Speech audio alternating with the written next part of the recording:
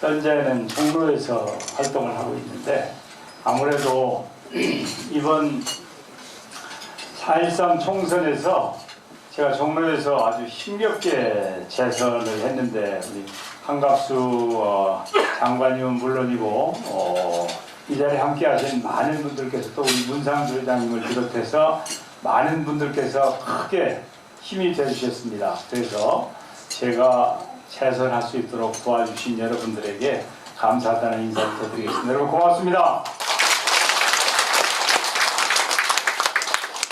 어제 제가 저녁 때 미국에서 왔어요. 6박 8일 미국을 갔는데, 이번에 이제 특별히 제가 혼자 간 게 아니고 그 3개 교섭단체의 원내 대표들과 동행을 했습니다.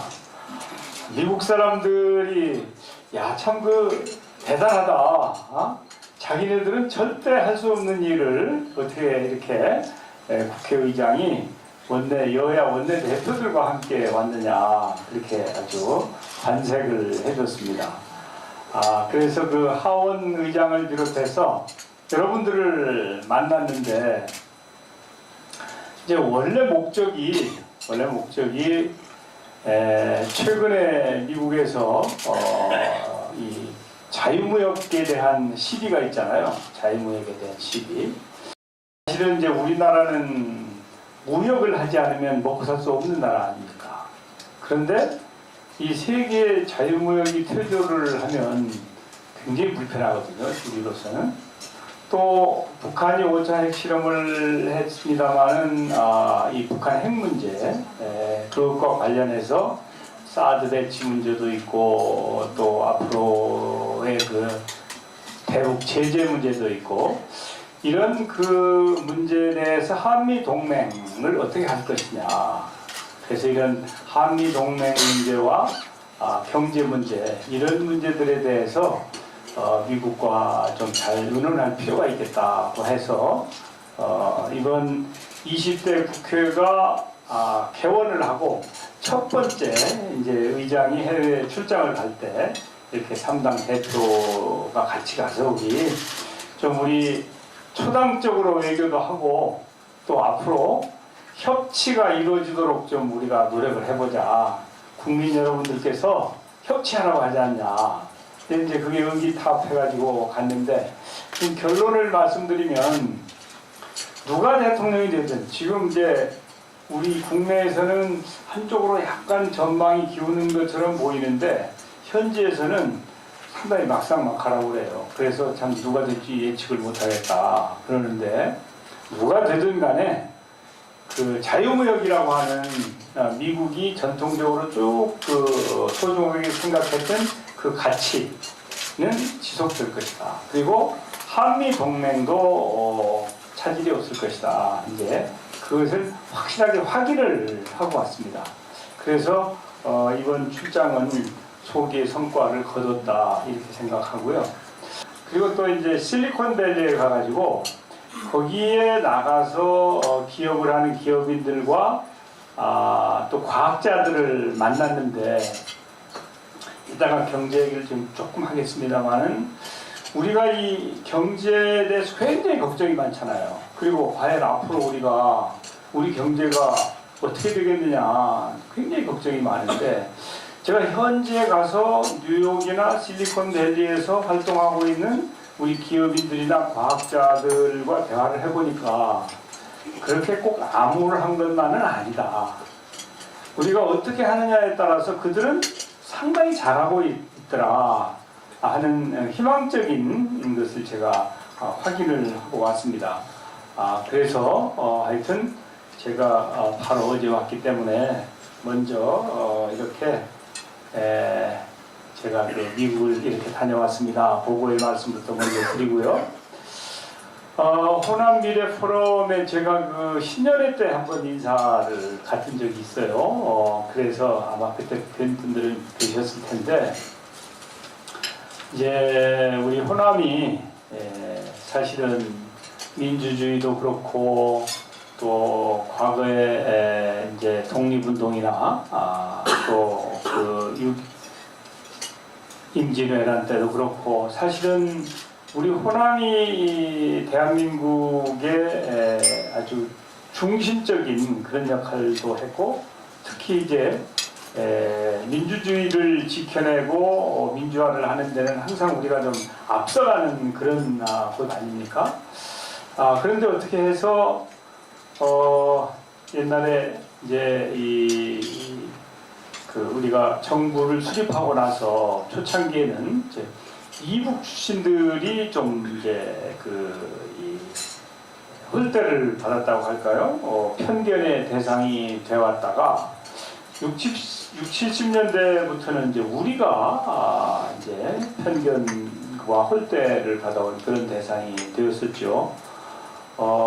참 안타까운 일이고 저는 있을 수 없는 일이다 이렇게 생각을 합니다. 오히려 여러 부분에서 우리가 제 역할을 하고 있듯이 앞으로 대한민국의 미래를 만들어가는 중심이 우리 호남이 되어야 되고 특히 민주주의를 지킨다든지 또 이제 도덕성이나 품격을 유지함에 있어서는 우리 호남이 항상 선도적인 역할을 해야 된다고 저는 생각을 하고 있습니다.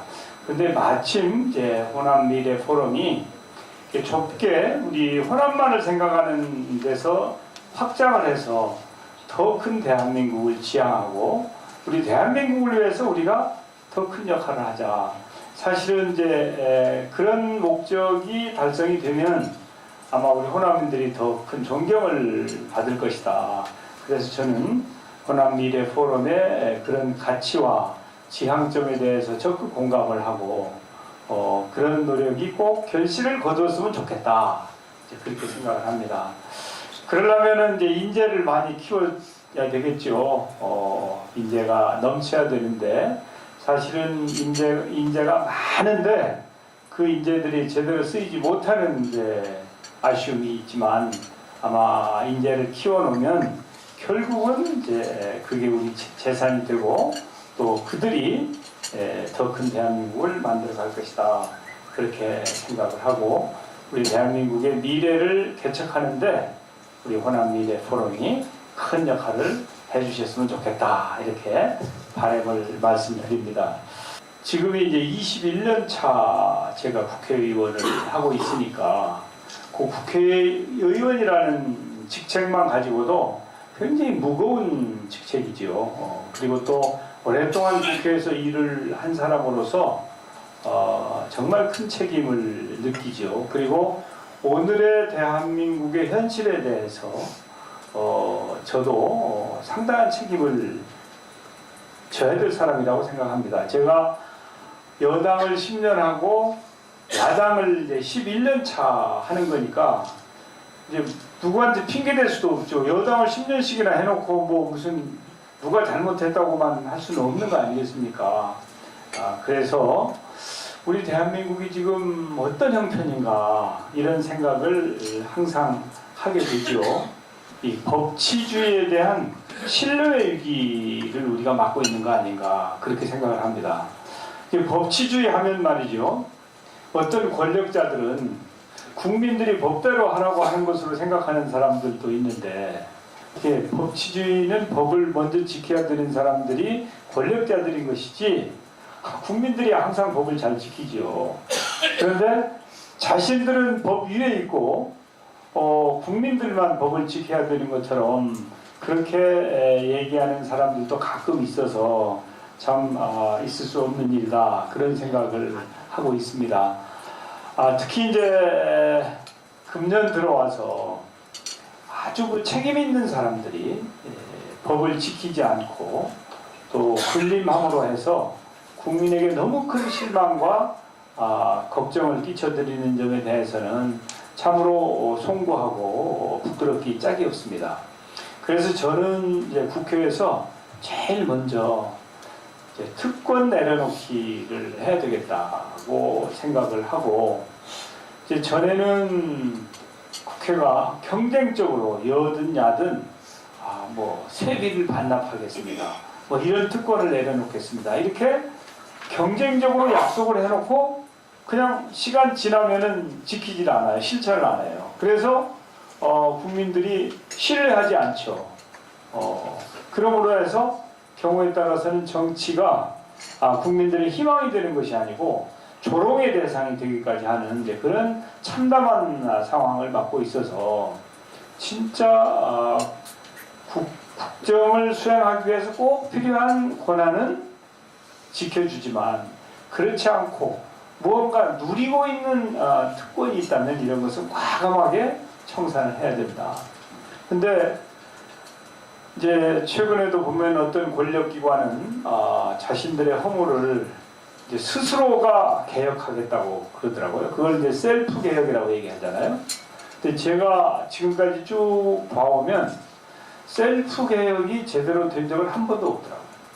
셀프 개혁은 잘 안 되는 겁니다. 원래가 이제 자기 팔을 자르고 다리를 자르는 일이 이게 말은 쉽지만 잘 안 되잖아요. 그러니까 결국은 이제 제3자가 개혁을 해야 되죠. 그래서 제가 국회 특권 내려놓기 추진위원회 15명을 만들었는데 그 위원장을 이화여대 신일영 총장으로 하고 거기 위원회는 KBS 사장님도 들어가 계시고 뭐 이렇게 학자들, 언론인들, 시민사회 이런 분들 해가지고 15분을 유촉을 했는데 그분들 중에 현직 의원이나 전직 의원도 한 사람도 없어요. 그래서 진짜 셀프 개혁이 아닌 제3자가 국민의 눈높이에서 국회를 개혁하는 그런 노력을 좀 했으면 좋겠다. 이제 그렇게 생각을 하고 있고요. 사실은 저도 처음에 그 법이 국회에 제안됐을 때는 이걸 좀 너무 과한 거 아니야? 이제 그런 생각을 했습니다. 그런데 여기까지 왔어요. 어쩔 도리가 없죠. 이왕 이렇게 됐으니 그 김영란법이 좋은 영향을 미치도록 순기능을 발휘하도록 하는 수밖에 지금 어떻게 하겠습니까? 그래서 김영란법도 순기능을 하도록 우리가 좀 마음을 열어놓고 이왕 이렇게 됐으니 좀 협력하자, 잘 지키자, 이제 그런 생각들을 국민들이 함께 해야 된다는 생각이고요. 그 다음에 저는 이제 고위공직자 비리수사처는 만들어져야 된다고 생각을 합니다. 오랫동안 그 문제를 가지고 되니 안 되니 그러는데 이제 우리가 가지고 있는 제도, 현재 제도는 이것은 고치지 않으면 저는 안 된다. 그렇게 생각을 하는데 물론 그것은 저의 개인 생각이고 두 번째는 이제 경제 문제가 심각하죠. 우리 공동체, 대한민국이라고 하는 공동체의 근간이 흔들리고 있다. 저는 그렇게 생각을 합니다. 그래서 정말 이번 20대 국회는 민생 국회가 돼야 되는 거 아니냐. 국회는 원래 싸움을 하는 데예요. 원래 야당이라고 하는 것은 여당이 하는 것에 대해서 반대하는 게 야당의 역할이에요. 반대하는 일이 없으면 그럼 일방통행이 될 거 아니겠어요. 그럼 야당이 필요 없죠. 그냥 합쳐버리지. 합쳐버리고 정부가 하자고 그러면 맨날 박수만 치면 되죠. 그러면 국민 세금은 낭비되는 거죠. 야당은 원래 반대를 하는 거예요. 그런데 사사건건이 반대를 위한 반대를 하면 안 되는 거죠. 결정적인 것, 중요한 거 이런 것은 반대를 하지만 별로 이론이 없는 민생 문제 이런 것은 발목 잡으면 안 되고 같이 힘을 합쳐가지고 빨리 법안도 통과되고 제도도 개선되도록 노력을 해야 되겠죠. 그게 이제 진짜 민생 국회인데 말은 민생을 챙긴다고 하면서 행동을 그렇게 하지 않는 부분에 대해서는 진짜 우리가 행동을 그렇게 해야 되는 거 아니냐 그런 생각을 갖고 특히 저는 이 경제 문제 중에서도 청년 문제를 해결하는 데 집중해야 된다고 생각을 합니다. 우리 청년들이 이대로 둬서는 정말 희망도 없고 이 불행하고 또 대한민국의 미래를 책임질 수 있는 그런 사람들로 성장하기는 어렵다고 생각해요. 거기에 더해서 우리가 지금까지는 이제 전통 산업을 잘 해왔잖아요. 새로운 산업, 어떤 산업을 어떻게 일으켜서 우리가 거기서 일자리도 만들고 세계 다른 나라들과 제대로 경쟁할 거냐 하는 고민, 거기에 대한 해답, 그것이 경제 위기를 극복하는 가장 중요한 핵심적인 것이 될 것이다. 세 번째는 이제 남북 간의 대립과 갈등, 또 북한 핵 문제 때문에 생기는 평화의 위기이죠. 이제 이 정의롭지 못한 그런 정의롭지 못한 평화가 정의로운 전쟁보다 낫다, 그런 말이 있습니다. 설령 평화를 얻기 위해서 약간의 이 문제가 있는 그런 코스를 선택하더라도 평화가 정의로운 전쟁보다는 낫다. 전쟁은 어떻게든지 피해야 된다는 얘기죠. 저는 거기에 공감하는 사람입니다. 그래서 이제 북한 핵 문제에 대해서 저는 제재를 해야 된다고 생각합니다. 또 국제사회의 요구나 규범을 일방적으로 무시하고 그냥 안하부인으로 그 핵실험을 계속하고 미사일을 쏘고 또 SLBM을 시험하고 하는 것에 대해서 제재는 해야 되지만, 김대중 노무현 대통령 10년 동안에 햇볕 정책을 썼다. 이것은 이제 대화가 중심이 되는 그런 정책이죠. 그 이후에 이 이명박 대통령과 박근혜 대통령 지금 한 8년 반 됐죠. 여기는 제재 위주의 정책을 썼다. 그런데 우리가 대화 정책도 써보고 제재 정책도 써봤는데 지금 북한의 핵 위협은 더 커지고 이제 소형화, 경량화, 이 핵을 작게 만들고 무게를 가볍게 만들어야 미사일로 멀리 보낼 수 있잖아요. 그게 이제 소형화, 경량화가 이루어지면 핵 위협이 굉장히 커지는 거 아니에요. 지금 이제 소형화, 경량화가 이루어졌다는 거 아니에요. 거기다가 수소 폭탄 실험까지 하고, SLBM이라고 하는 것은 세계 몇 나라, 서너 나라밖에 안 가지고 있는 건데 그 실험까지 잠수함에서 쏘는 것까지 하고 있는 거 아닙니까? 그러니까 이제 원래 햇볕 정책 때문에 북핵이 이렇게 됐다고 이제 얘기를 했었는데, 근데 지금 제재 중심의 정책을 8년 햇볕 정책보다 더 거의 가까운 8년 반을 써봤더니 오히려 더 핵실험을 자주 하고 그 사이에 더 영향이 커졌으니까 니탓 내탓 할 상황이 아니라는 것이죠. 당장 북한을 힘들게 하고 제재하는 것이 한 방법이죠. 그것은 대화로 끌어내기 위한, 그리고 근본적으로 북한 핵 문제를 해결하기 위한 것이어야 되지, 이것이 그냥 제재 그 자체가 목적은 아니다 라는데 미국의 지도자들도 공감을 했습니다. 그래서 제재를 하고 여러 방법을 통해서 현재 북한 핵 문제에 대한 대응을 하지만 근본적으로는 한반도를 비핵화하는 일을 성공시켜야 되는데, 그러기 위해서는 제재는 물론이지만 대화를 하는 노력도 하지 않고 완전히 이 단절을 하는 것 가지고는 해결이 안 되지 않냐, 이제 그런 데에 공감을 해서 저는 그 국회에 동북아 평화협력 외교단이라는 것을 만들어서 중진 의원들을 초당적으로 여야 다 합쳐서 이분들을 중심으로 해서 미국, 일본, 중국, 러시아 이렇게 의원 외교단을 만들어서 지금 파견할 준비를 했습니다. 정동영 의원이 단장이 되고 무슨 나경원, 정병국, 박병석 이런 분들 쭉 해가지고 이제 그런 노력을 펼쳐서 평화의 위기를 극복해야 되겠다, 그렇게 생각하고 있고요. 이제 네 번째가 권력 집중이 낳은 민주주의 위기 문제를 어떻게 할 것이냐. 이제 여기에 대해서는 이견이 있을 수도 있습니다만은 하여튼 이 대통령의 제왕적 권력, 이 문제를 좀 조정해서 헌법 개정을 통해서 좀 더 민주적이고 또 헌법 정신이 구현되는 이제 그런 국회를, 그런 대한민국을 만들어야 되지 않냐. 87년에 개정한 헌법이 역할을 했습니다.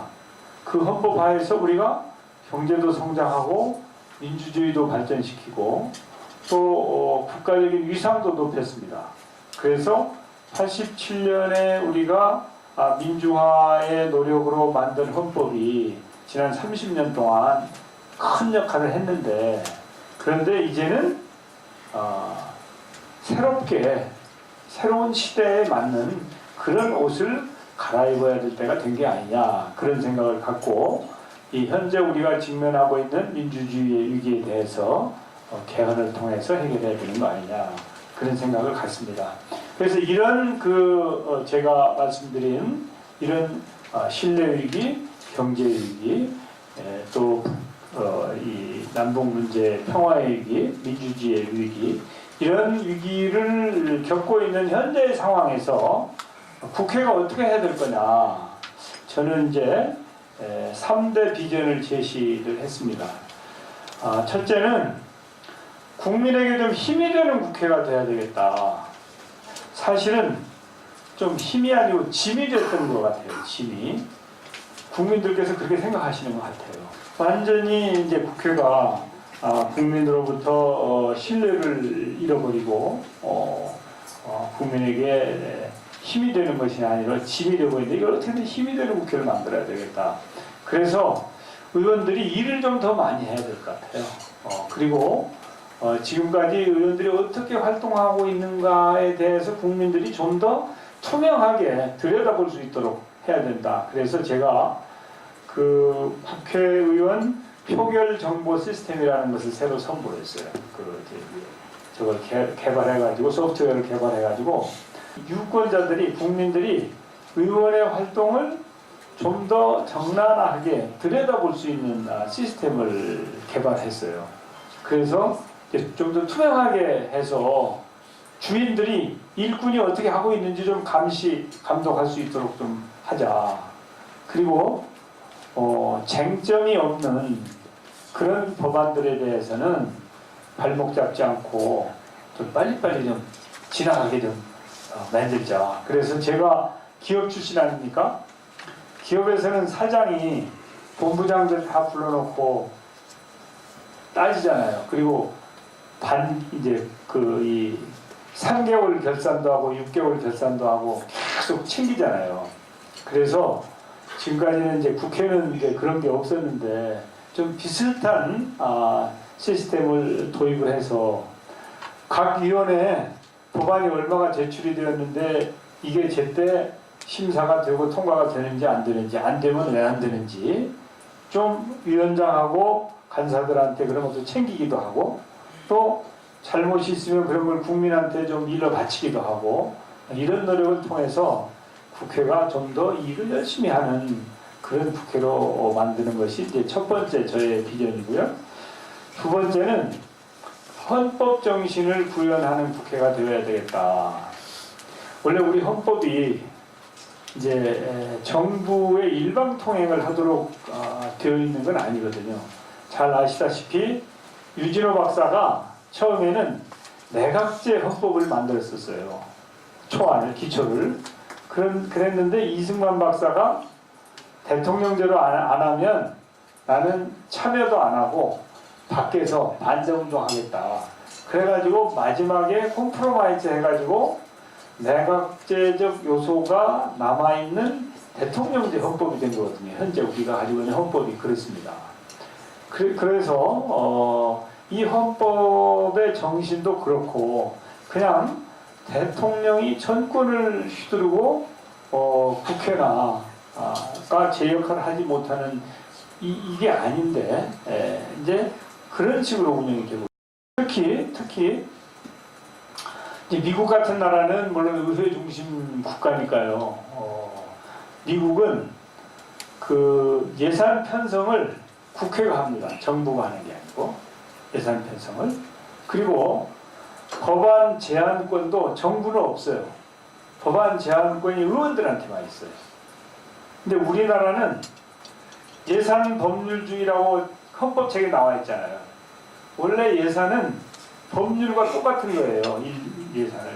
근데 우리나라는 예산권은 정부만 가지고 있어요. 정부만. 그냥 국회는 심의 의결할 권한만 가지고 있는데 증액을 한 푼도 국회는 못해요. 예산을 정부에서 만들어 오면 깎을 수 있는, 이제 삭감할 수 있는 권한만 있지 증액할 수 있는 권한은 없어요. 증액을 하려면 정부의 동의를 받아야 돼요. 또 비목을 바꾸는 거라든지 하여튼 예산 편성과 관련된 전권이 정부에 있는 거예요. 정부에, 우리나라는.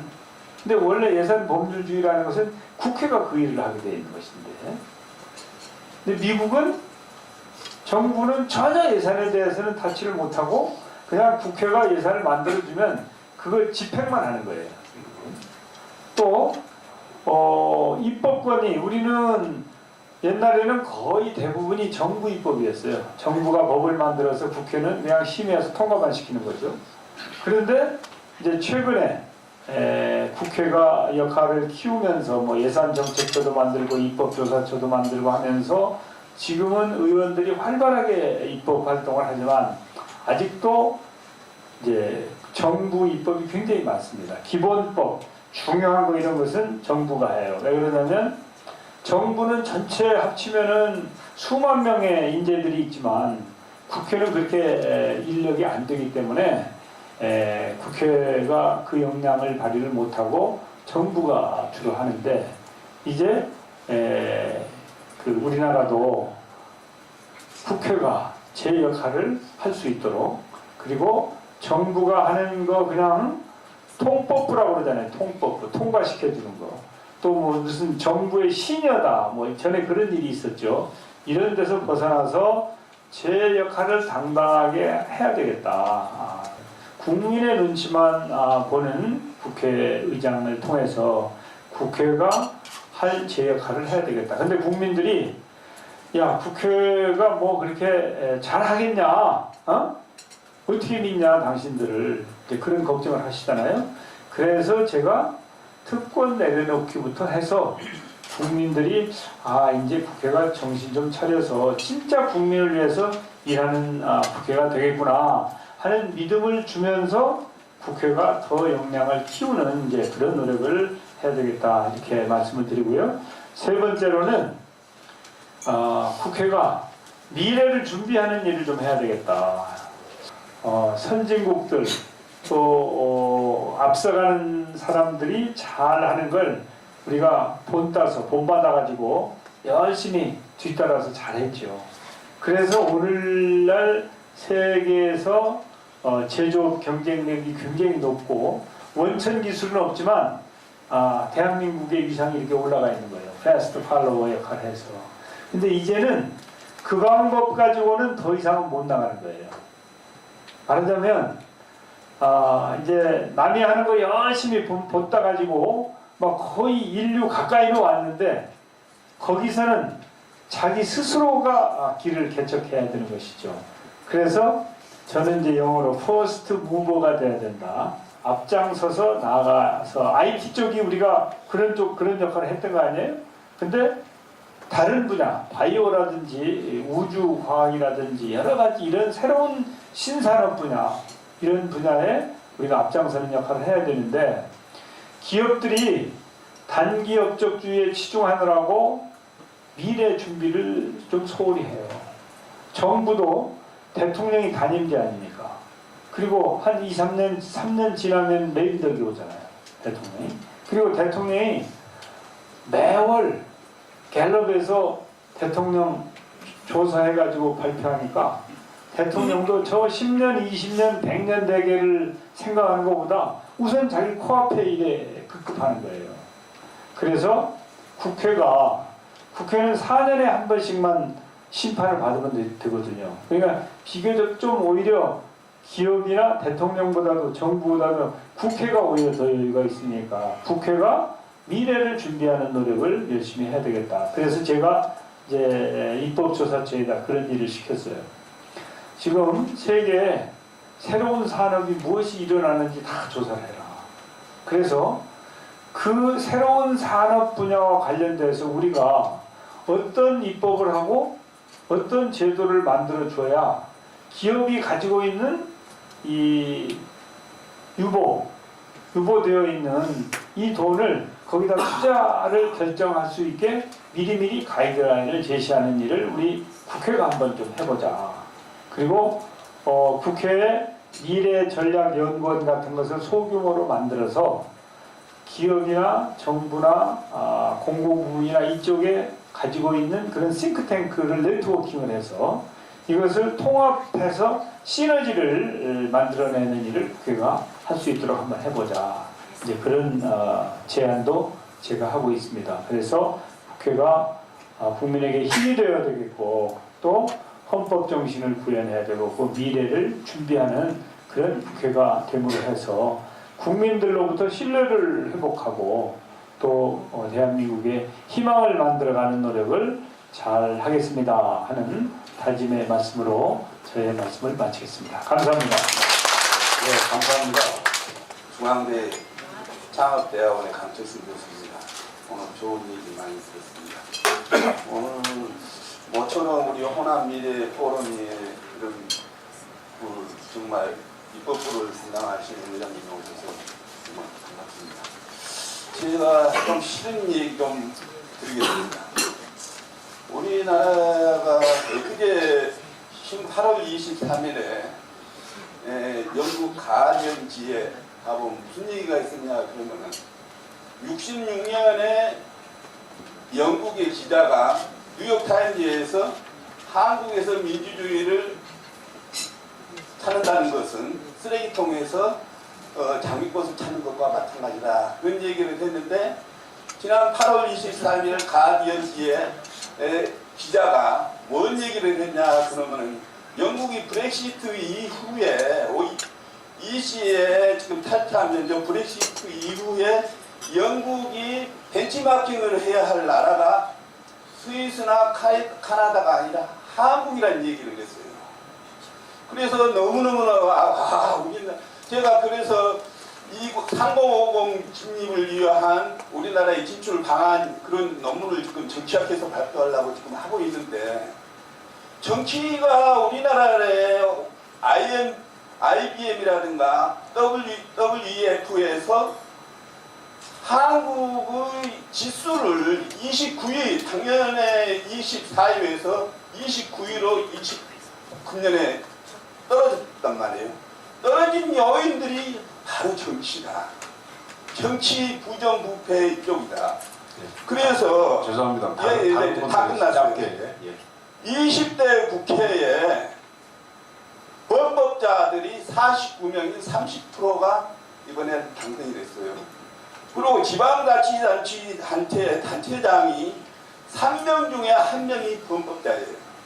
그래서 우리나라가 이런 것을 빨리 하려고 그러면은 헌법자는 피선거권을 박탈하는 그런 것을 제도화해야 하지 않느냐. 우리나라에 지금 여야가 사드 문제니 뭐니 이런 얘기를 하고 있는데 여야가 싸워가지고 국민들을 실망을 하고 있어요. 지금 경주에서는 지진이 나고 있는데 그런 얘기는 안 하고 국회에 가서 공청회를 매일 가서 하고 보면 여야 싸우는 일도 안 하고 있고 20대에 들어와서도 정말로 하는 일이 없어요. 우리 지금 국민들이 어려운 일들이.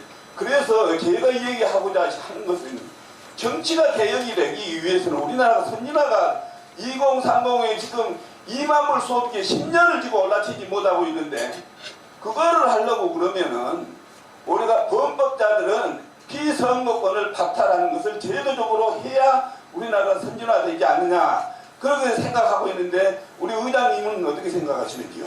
그 각 정당이 이제 공천이라는 걸 하잖아요. 공천을 함에 있어서 이 범법자들에 대해서 그 지속적으로 그 규제를 엄하게 해왔죠. 처음에는 무슨 사면복권을 받았으면 괜찮다. 또 무슨 뭐 시간이 얼마 지나면 괜찮다. 또 이 범죄 행위가 좀 그 경미하면은 괜찮다 하다가 지금은 하여튼 음주운전 한 사람도 공천을 못하게 돼 있잖아요. 지금은. 그래서 범법자가 3분의 1이다라고 하는 말씀이 이제 선거법 위반을 말씀하시는 게 아닌가 싶어요.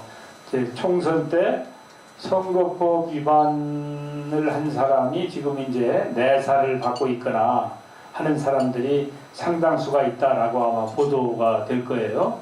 그런데 아시다시피 이제 범죄라고 하는 것이 그 실제로 이 사정기관의 조사를 받아서 진짜 범죄 행위를 했고 그것이 위법 행위다라고 확인이 되어야 이제 범죄자가 되는 것이지 그냥 혐의만 가지고 되는 것은 아니죠. 그렇지만 뭐 혐의도 받지 않는 게 더 좋지만 말이죠. 아무튼 지금은 각 정당이 이제 그 공천을 함에 있어서 작은 허물도 용서하지 않는 정도로 그 기준이 굉장히 높아졌습니다. 그것은 국회의원뿐만 아니라 단체장도 그렇고 광역위원이나 기초위원도 그렇습니다. 그래서 옛날보다는 훨씬 엄격하게 정당이 책임있게 후보를 선별하고 있습니다. 이렇게 말씀을 드리면서 혹시 이제 요새 그